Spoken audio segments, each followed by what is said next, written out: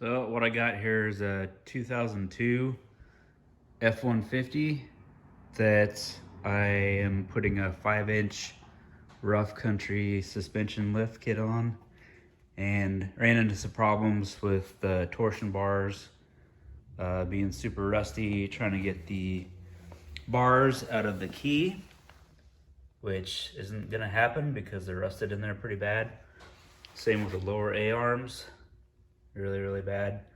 So I decided not to try to, I don't know, fight it and pound on them for hours trying to get them out. So I'll show you what I did, because the 5-inch lift kit has drop bars that are gonna space this down 5 inches from the frame. So the whole entire geometry of it just moves down 5 inches, and so the bars remain parallel and all the same as the factory setup, so there won't be any additional tension on the torsion bars. But we do have to reuse the factory bracket, the factory key, and the factory adjuster. So I'll show you what I did to get that out. So I also decided to tear all my steering and upper A-arms out, because this is a good time to put new ball joints and upper A-arms and everything, tie rod ends, things like that. While I was at it, I had to drop the oil pan and put a new dipstick tube in, and redoing the exhaust manifold up there too while I'm at it on this side, because it leaked. It hadn't been done yet. So anyway, to get the torsion bar setup out was difficult because the bars run right through here, and there's no way that can drop down 5 inches without taking the bars out of either the A-arms or the adjuster. So there's also one more skid plate that goes along here just to protect the transfer case. So I ended up taking that out, and then the adjusters, the torsion bar bracket runs along there. So what I ended up doing was I decided, instead of pounding on the bars, to just, I would rather turn a wrench and take a couple nuts off. So there's 6 of these bolts that need to come out for this cross member that holds up the transmission and the transfer case. So you'll have to put a jack underneath your transmission somewhere to support it. Take these 2 bolts out. There's also 2 bolts in here that hold this shield on for your exhaust, so you'll have to take that out too. The shield will stay on the truck, but you just need to unbolt it from this cross member for a little while. So support all that, take this skid plate off from here, and then unbolt the cross member that the torsion bars go into. And then that allows you to drop this down, since the bars run through there to the A-arms. You can drop that whole thing down, and then your whole entire torsion bar setup with the A-arms came out just like that. So all you got to do now is put the drop bracket that came with the rough country lift kit, bolted it in there, and then put all that back together. So that's one way to deal with rusty torsion bars. It's working out pretty well so far. To get this cross member out, ended up taking off the brackets that are on here, like that. It's just like a rubber mounted deal. Ended up taking those off while they were up in the frame, because it's actually pretty tight, kind of a wedge up in the frame. So once you take those off, your A-arms can drop down towards the floor. They were actually sitting on the floar when I tried to wiggle them out. So I ended up having to jack up the front probably another 5 inches taller than it is right now, because the bars were hitting on my exhaust pipe right down here, because I had to turn that at an angle like this to kind of walk it out of the frame rail. So that was a little difficult, but that's how you do it. Since it was all one piece, it can't drop straight down because of the C-channel on the frame. So I had to rotate it one way and then finally got it out.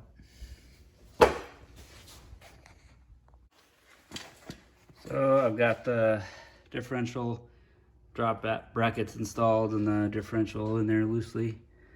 None of the hardware is tight yet, but I have the A-arms loosely in the brackets, still attached to the torsion bar, still attached to the rear cross member.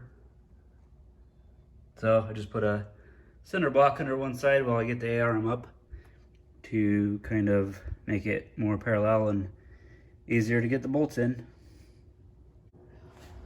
Another thing I was going to mention about the torsion removal tool that looks like a C-clamp. They tell you in the instructions when you're disassembling things to use one of those to relieve the tension on the key so that you can get this bolt loose, the adjuster. Well, that's not necessary, because once you take the upper A-arm off, you knock that ball joint loose, the lower A-arm is going to fall down, and then there's no tension on your bar. So all you have to do is back that bolt off a little bit. So I never actually tried on this side with a C-clamp back before I had knocked the A-arms loose. And so right now I have the drop brackets just loosely mounted to the torsion bar cross member, getting ready to bolt those up to the frame. But I wanted to show you what I was talking about with the torsion key. So the lower A-arm, when it moves up and down, as soon as you pop the upper A-arm off of the knuckle, there's no tension on it.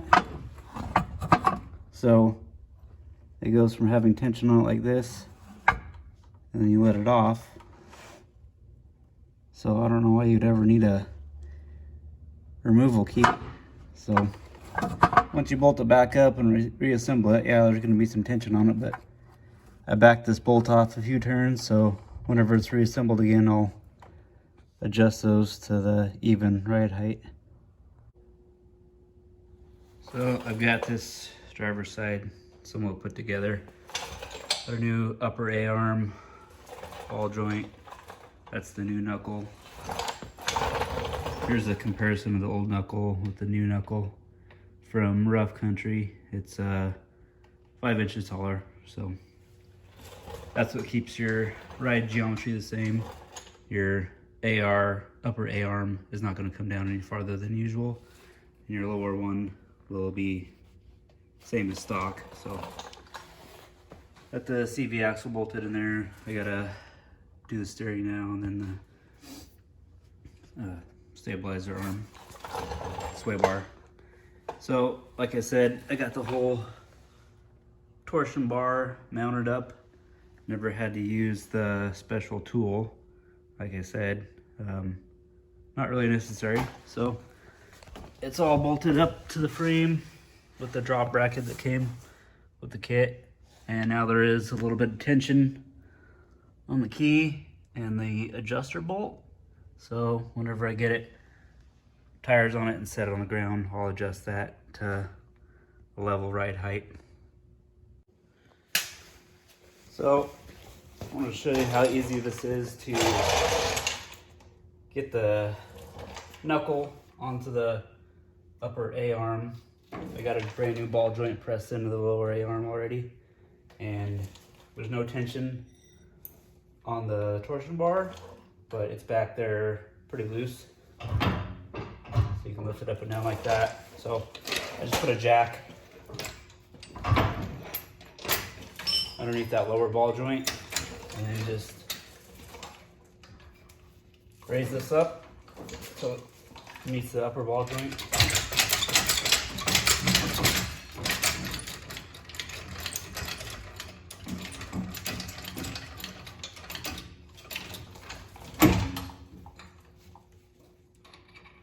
And you can get the nut on there and then finish assembling it. This would be a good time to put a new bearing in there. This one's not very old, so I put a new one on the driver's side, but this one's pretty good still.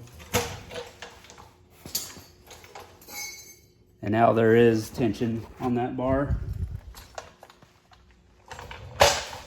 So you just have to make sure that your key is ready and that it hits up there in the spot that it should. So that all looks like it should. So here's the front end all put together. This is what it looks like. Put new tie rod ends and connectors in there. So the sway bar extensions look like that. I haven't put the bump stop spacers in yet because I got to try to get those out without breaking them. So, but that's kind of how it all looks once it's bolted up.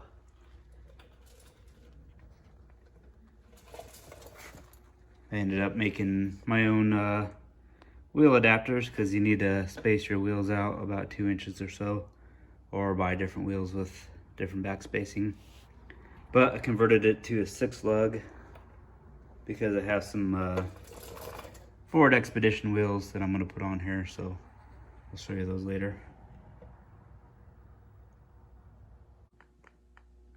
So here it is all put together. Turned out pretty nice. I think I like it.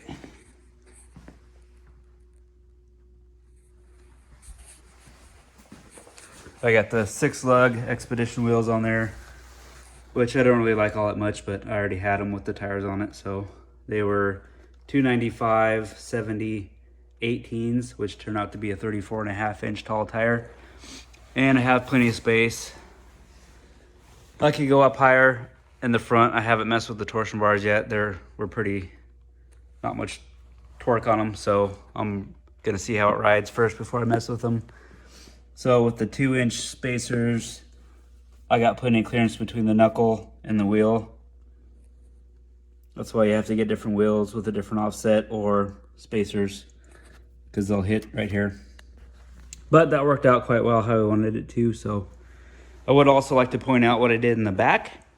I did not use the 4-inch lift block that came with the kit because I don't like putting blocks in there because your axle can twist when you put torque on it. So all it is a block with a 4-degree taper, and that helps kick your axle up 4 degrees to help with your driveline angles.